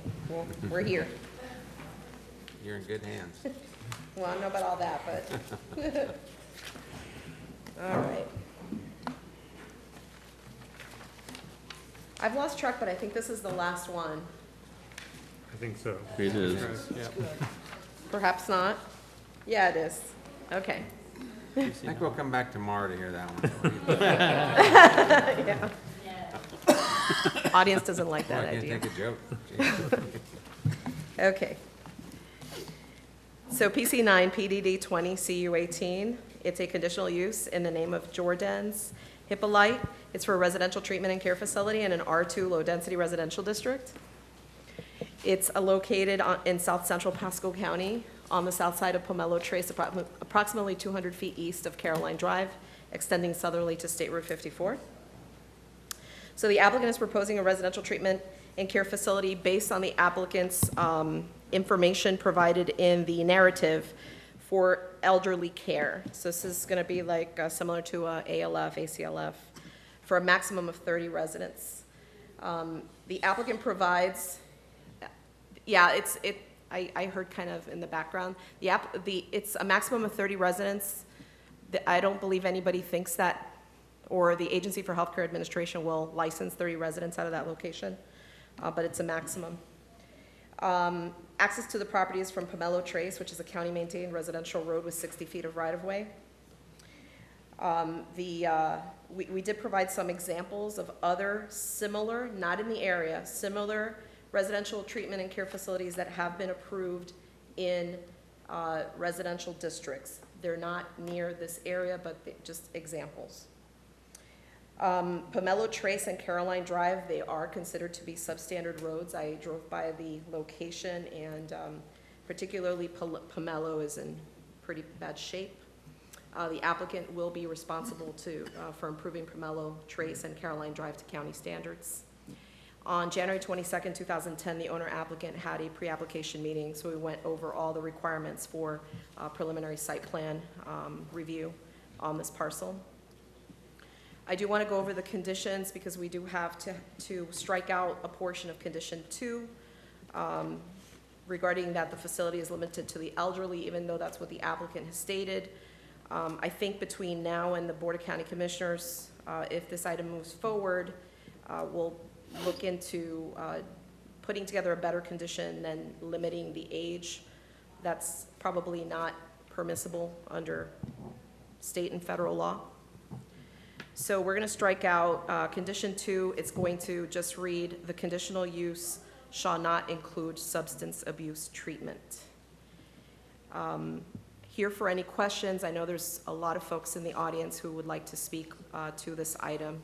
So any questions you may have, I'm happy to answer those. Any questions from up here? I do, sir. Finding of facts, number 8. Oh, thank you. You have a wrong date There's a on that mistake. one. It should be December 14, 2014. I apologize for that. Thank you so much So I wanna just for point it bringing out. that up. Also, on those two conditional uses, both those parcels were in excess of 2 acres. So I want to point that out to the board that, you know, well over 4 times the size. So I don't really think they're really good comparisons, but Okay, thank you. I'd like to hear what the applicant has to say. Okay.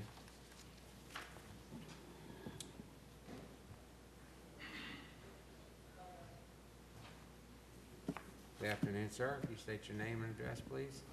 Thank you. Good afternoon. My name is Jordan Hippolyte. Address is 29436 Palmetto Trace. We have proposed to build a residential property there where we can help elderlies. And really the maximum is 30, but it's realistic it's going to be 20. So I just want to point that out. And my understanding, there's some concern. I'd like to hear what the concerns are, and then I can come back and answer questions. Okay. Thank you. Sounds good. All right. So who among you wants to speak? Yeah. I want to give everybody an opportunity to speak, but I would ask you that if you can, try not to say the same thing every time you come up, so we don't, you know, go beyond the necessary time. So come on up, state your name and address, and state your concerns, and the applicant will make lots of notes and answer the questions when he comes back up. Okay? You're the first victim. No. My name is Gardner Strasser. How do you do? I live at 5753 Caroline Drive. It's the first house on the left as you enter Caroline Drive. We've lived there for almost 30 years. We have a major concern with the traffic issues that would lead into the property off of Caroline or off of State Road 54, and also access to the property along Palmetto Drive there. The drainage issues there are considerable. The traffic issues are also a large problem. It is a county road. However, we do get a lot of access off of Tupper Road when Tupper Road floods. When Tupper Road floods, all the school buses, all the tow trucks, all the dump trucks, all the people in the back on the northwest side of the subdivision come down Caroline Drive. It's quite a headache there during the day. Flooding is a big issue in that area, especially since they reconstructed State Road 54. At the intersection there of 54 and Caroline Drive, that has considerable amount of flooding that has yet to be rectified by either the county or the state. And the drainage issue for that pond there that's located there goes across the road. It floods quite a bit and backs up in that drainage easement that's between the proposed property and Caroline Drive, and it creates quite a problem during the daytime. There are no other facilities located in our subdivision like this. We don't oppose him building a piece of property there, building a house there, and living there. That would be quite acceptable. It's a residential area. We're quite proud of it. And we'd like to maintain it in that format. And I'm sure there's other people here that have other considerations. We do have a petition from the residents against this. There are approximately, I think, 90 people that have signed the petition, and I'm sure that they would like to present that to the board. Do you have it with you? I do not have it. The people behind me may have it. Okay, they can submit it when they come up. That'll be fine. Okay. Yeah, when they come up, they can submit it at that time. Right now? No, when they come up. I guess they're gonna come up. Yeah, they can bring it up at that time. Again, we would just have a lot of issues with the drainage problem, the traffic problem, maintenance of Palmetto Drive and Caroline Drive, because as indicated, it's substandard and needs a lot of major work to maintain it. So, thank you. Thank you. Thank you for coming. Sir, can I have a spelling? Yes, last name is Strasser, Strasser, 5753 Caroline Drive. Thank you. See, he was paying attention.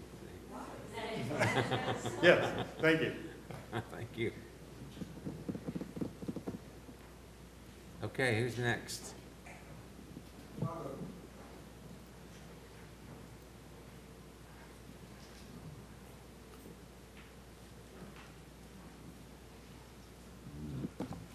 My name is Doug Clark. I live at 5800 Karina Trace, which is 3 houses down at the corner of the subdivision, the cul-de-sac. I've lived there since 1992, my wife, 3 children.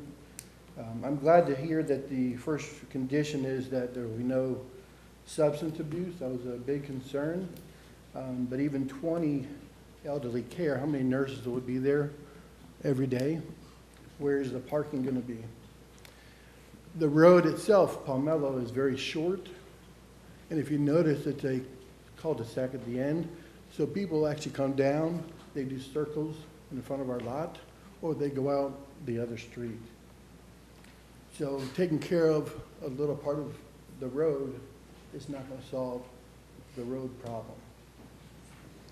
Adding extra, the garbage, actually the county had some workers out there a few weeks ago to fix a couple spots. They fixed Palmetto, so when they're at the end, they said, oh, if we have any pavement left, when we get done, we'll come back and hit a couple spots on the cul-de-sac. But they said the biggest issue is the traffic. The dump trucks, the garbage men, so adding more traffic to that is just going to cause more problem. As you mentioned, a half acre, 0.41 acre, and I think they're looking at a 4,500 square foot, probably 2-story building. I don't even know, do you know how big it's going to be and what size? We're going to ask that question. Yeah. So we'll get an answer. 0.41 square feet is not enough, half an acre, less than half an acre is not enough for that.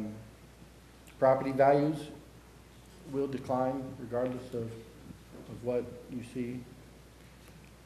And then occupancy restrictions, what is the occupancy restrictions for that area? For that use? Yes, for that, our neighborhood, R2. Denise? Are you asking the density? Occupancy use, how many people can you have in a house? That's not family. You mean a regular? This is a single-family subdivision. Yeah, but if we build a care facility with 20 to 30 people that are not family. That's up to the Agency for Healthcare Administration at the state level. But, They would determine. but as far as Pasco County, what is our restriction of how many people live in our house that are not related? Unrelated people? Unrelated. Okay, so unrelated people, there is a state preemption where you can have 6 or fewer and not be considered a residential treatment and care facility and still be licensed at the state level. Yeah, so we're restricted to 6 or fewer. That's that's all I have. Okay. Thank you.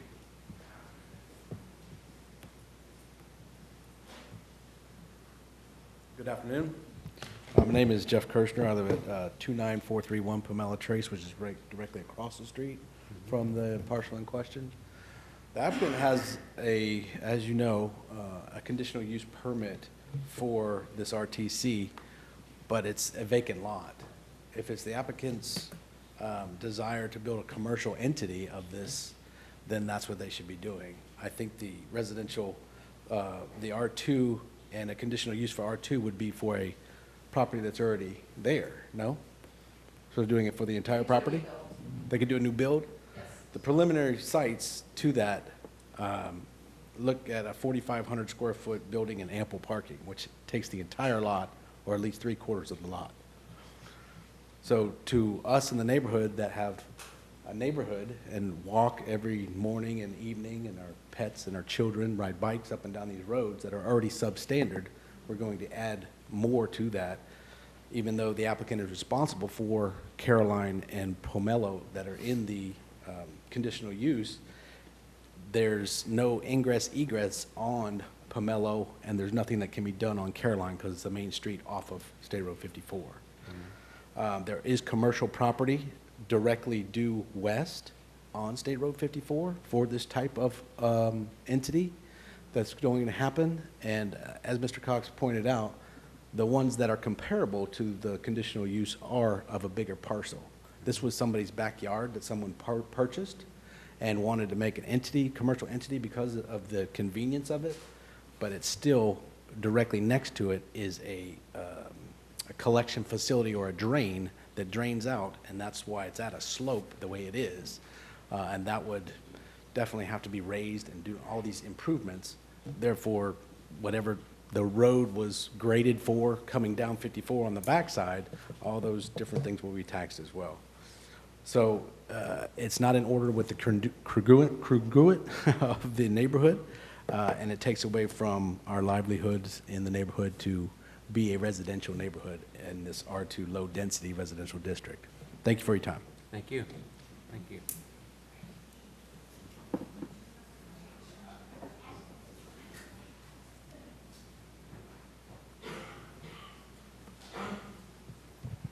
Good afternoon.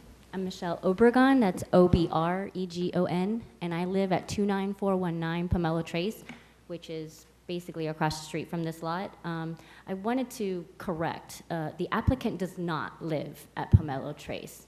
You know, he gave the address of the lot, not his residential address. I've been in the neighborhood for, I want to say, almost 15 years. The reason I chose the neighborhood was because it being a quiet neighborhood to raise children in. I loved Wesley Chapel. I love my neighbors. We only have one entrance to our neighborhood. So just imagine that. You have one entrance into Pomelo Trace, where we already have to share the road for those that are coming in and out. We have to share the roads with our neighbors that are walking with their children. We have to share the road for the neighbors that are walking with their dogs. We have to share the roads for the children that are riding bikes because we do not have sidewalks. And we have to share the roads with the kids that are coming off and on the buses in the morning and the afternoon. Being a parent, I would not be, I would be concerned with my children walking to and from the buses, with more commercial cars coming in, with people that I don't know in the neighborhood. I know my neighbors. I do not know the people that will be living at the facility. I do not know the families of the people that would be living on the facilities. I live across the street from this lot, and I would be concerned of the safety of my children. I would be concerned of the safety of my neighbors because they are part of my family. I am on septic and well, which many of our families and our neighbors are on septic and well, so that's another concern for us too. And I don't want to reiterate the same information that was given in regards to the retention pond, the flooding, the noise that would be coming in and out. I mean, if it is a home residential, you know, facility that they're trying to do, the treatment facility, the ambulances, the fire trucks that would be coming in. Many of us have small children. You know, it's just the noise. This is a residential neighborhood. We want to keep it a residential neighborhood. We didn't purchase for commercial to be put in there. Thank you. Thank you.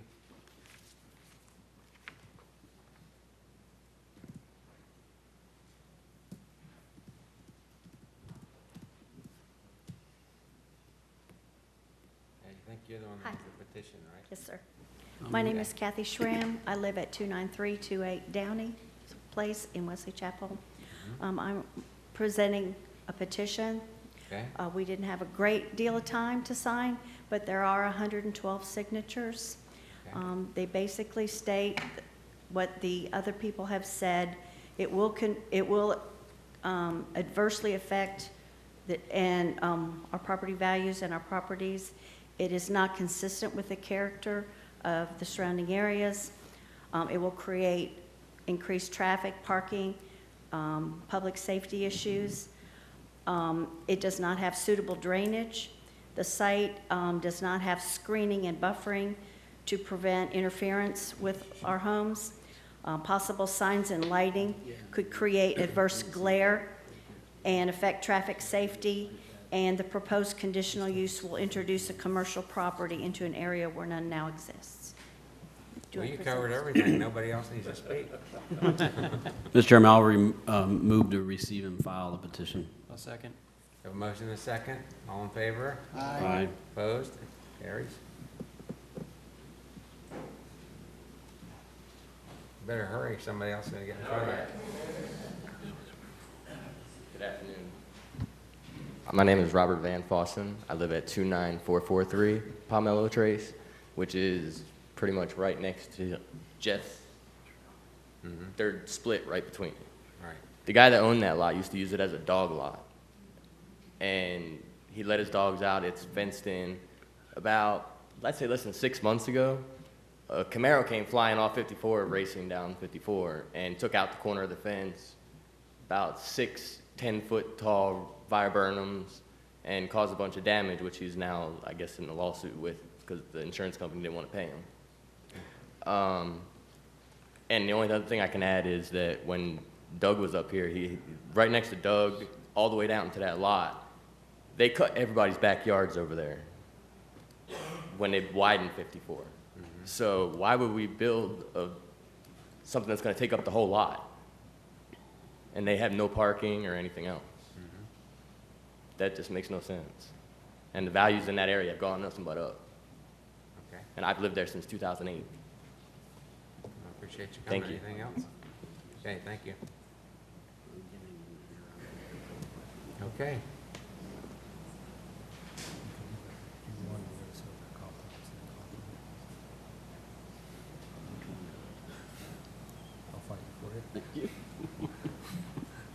I am Kenneth Jensen.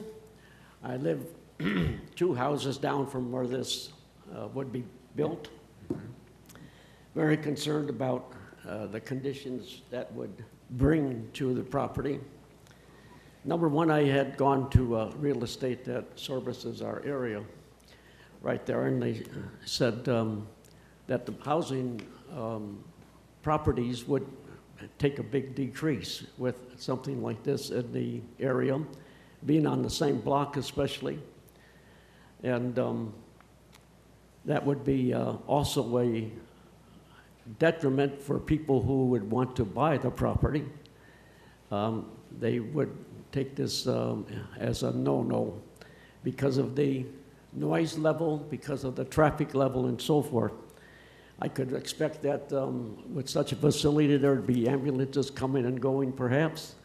And the traffic pattern would have to come in and go down our street, make a U-turn, come back out, and that would be quite a mess.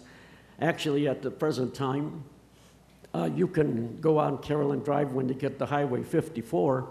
You can wait 5 minutes for the traffic to clear up so you can enter that highway. It's not a good deal. So that's another consideration. We already lost a lot of property when the road, about 10 years ago, when they increased the road width. And so we have enough traffic noise at the moment, but this would only be an increase to that. And I also have concerns for the children going to the bus and back and forth, and I don't have children myself, but they're not here. But anyway, these concerns are really a big thing as far as I'm concerned. If I would ever, I'm 86 years old and a half, if I would want to sell my property, I would apparently lose a lot of money on that deal. So that's not a good thing. So I thank you for hearing me, and I hope it would not pass. Thank you. Thank you for coming, appreciate it. Does that cover everybody? Okay, I think we've covered most of the topics. Okay. My name is Colleen Jones, and I live in the Saddle Ridge Estates in the back at 6404 Bridleford Drive. I have a question. I noticed that usually there's a sign that says this is a public off, I don't know what you guys call them, but the orange signs that they stick out and say there's a public hearing on the zoning, blah, blah, blah. Why was there not one done for this? And then the other question is, because we also know that the property next to our estates has been sold, and so I'm concerned now that they might not put a sign out there to tell us what they're going to do with that property at the end of Caroline Drive. But and the gentleman next to me had showed me a letter he got, so I guess that's that 20 letters you told that other man about, I guess. So it's like, those are Christmas how do they tell us? Because we only learned about it and we live behind everybody, so we don't, of course, live next door, but it's still in our community with all of our neighbors in the area. So I'm just wondering how that works. Excuse me? How far from this property do you live? A quarter of a mile? Half mile back there? Maybe a half mile? Denise, you want to respond? Yes. Yeah. I've specifically driven by the property in the past. So the property has two signs. One is posted on State Road 54 on the wood part of the fence, and the other sign is posted on Pomelo Trace on the actual chain link part of the fence that's facing Pomelo Trace. So they Additionally, the notice requirements in the Land Development Code are 500 feet from the subject property, and that includes homeowners associations that are within 500 feet.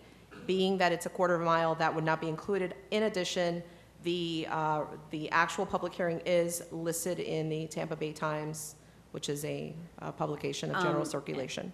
And how many of us get the Tampa Bay Times nowadays? That's the only. You have to subscribe to it online or get it delivered, I guess. So I will say that I drove by the property at 11:20 this morning, and there was a sign in the front and the back, just exactly as she stated. Okay, so So in other words, it is posted. and I get that, but I hardly ever go past my Caroline Drive. I don't go that direction, so there would be a sign on that, so the gentleman that lived even across the street from on Caroline Drive, how did you find out? Because you got a letter? You got a letter. But that's what I'm saying. It was hooked onto a chain link fence that, how am I supposed to stop and see it on 54, for God's sakes? Well, it was on both sides of the property, so. So I'd have to drive Anyway, down the other people's driveway to have seen it too. Plenty of evidence that the property was, properly noticed and everything that we did. But that's how they do it now. I mean, that's just my questions. Yeah. I'm just concerned that we don't, like I said, this other property is sold next to us now that will affect these people also. I think you have lots of evidence sitting right out there that everybody heard about it. So if you didn't Yeah, hear about it. no, I got told about it Tuesday. Yeah. So, no, we were notified, but I was just wondering, because we used to see the public orange signs stuck next to properties and stuff like this, and now we're not noticing that kind of stuff. And having it on a chain link fence on 54, that there's no way I'm going to stop and read that. Okay, thank you. Okay, anyone else?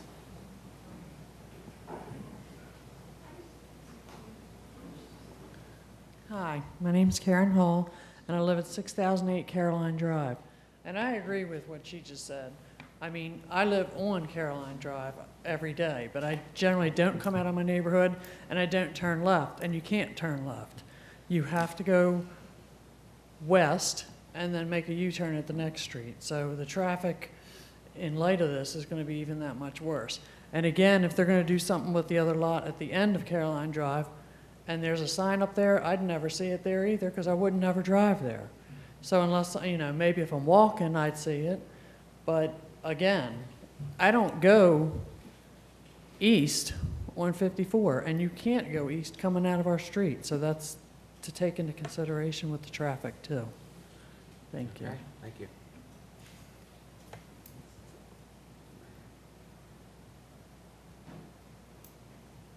My name is Lloyd Johnson, and I live at 29350 Downey Place, at Wesley Chapel. As part of the Citrus Trace subdivision where this property is located that we're discussing today.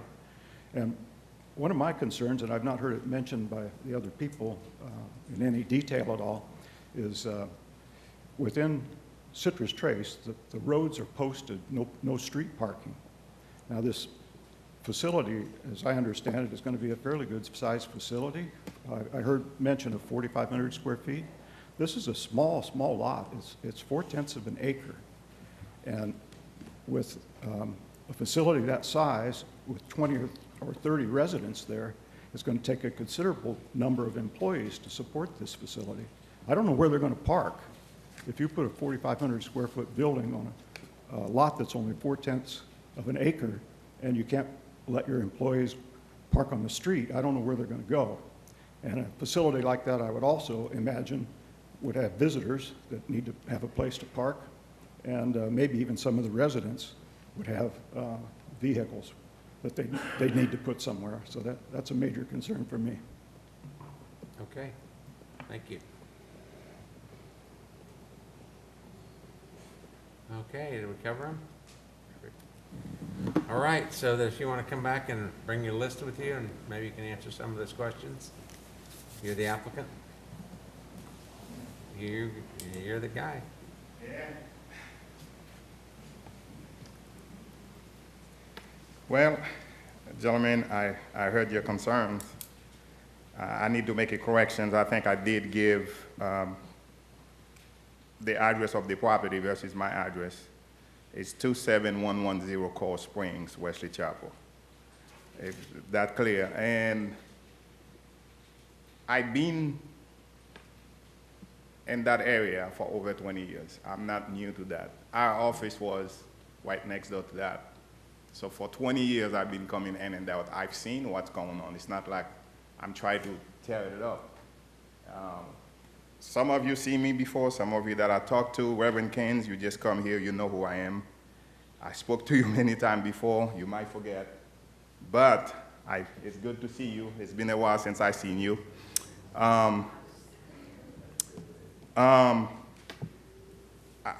You know, I've heard all the concern, I understand.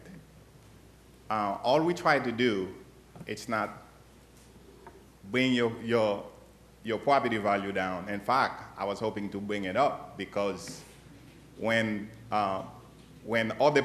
property is there, when a vacant land is being built, it's not bringing the value down, it's bringing it up. We all understand that. So, you know, some of the concerns are valid. I mean, when they're talking about question about drainage, question about flooding, those have been there for the longest. And I can't see how that affected them so much that we cannot build that facility. So I think this is all I'm gonna say about that, and we just kind of, you know, look forward to see what come of it. Okay. Thank you for hearing me. Thank you for. So I have a couple questions. So in the agenda memo, it talks about maximum of 30 residents. And you stated in your opening remarks that you would only have 20. But even at 20, how would you provide enough parking for the family of those folks coming and your staff and the support that would require of 20 residents? The way we do the calculations, with the setback and all, there's space to set the property up, and there will be enough parking within that. So how big of a facility are you planning on building? 4,500 is the max. we're not thinking maybe somewhat maybe 35. So you're talking 2 stories in? No, 1 story. 1 story. So, Please, listen, please, be courteous. He didn't speak when you were up here. so when I was out there, the property's fenced, but it looks like that fence is attached to the home next door. But you don't own that home next door. No, I don't. It's So a friend of mine. So you only own that property? Yes, sir. Okay. I don't have any other questions. I've got a couple questions. Sure, Pete, go ahead. According to standards for a residential treatment facility or a nursing home, it requires basically 1.5 per resident. You have 20. That's a staff, just a nursing staff of about 30. I assume you're going to have some administrative staff. Parking has come up. I cannot see, and I'm not an engineer, just a plain person, but I would see some difficulty in the parking itself there, even though you're going to rotate them on different shifts. You're not going to have all 30 at the same time. But they have visitors coming in. And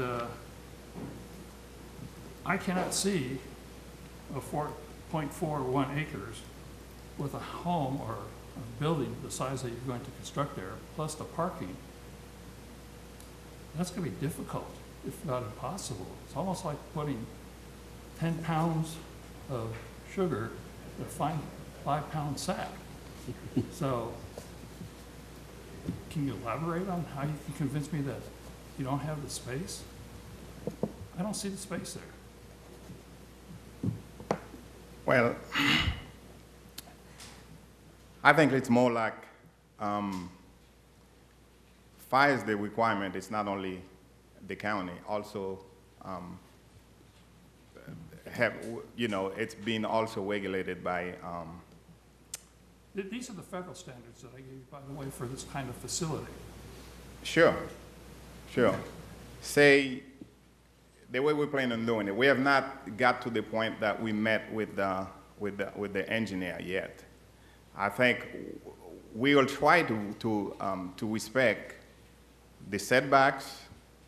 If after we do all calculation on this, we can only put, say, 15.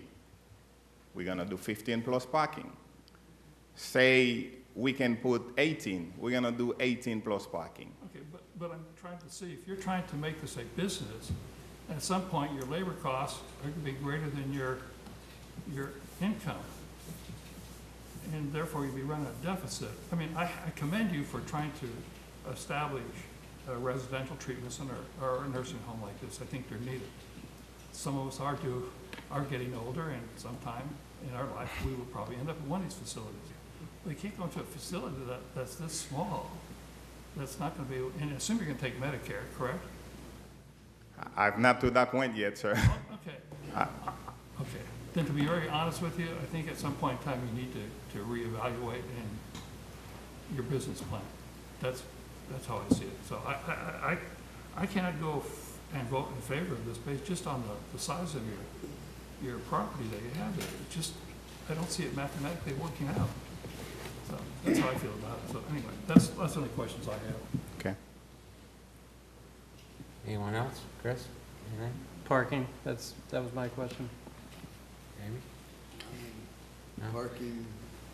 I mean, I will also make a comment for, my mother was in an assisted living memory care unit for a long time, and there was about 30 residents on the floor that she was on. And seeing the support staff that they had for those residents, there is no way in God's green earth that you're going to be able to do that on that piece of property. I mean, there's no way.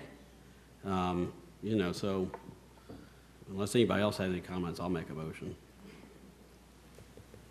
Okay.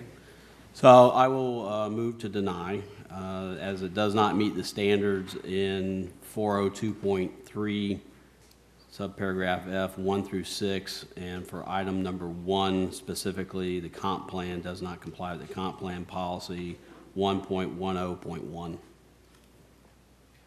right. We have a second? I'll second. Okay, we have a motion and a second. Any further discussion of the motion? All in favor of the motion? Aye. Opposed? All right, motion to deny. I move to adjourn. Okay, I think we got that one too.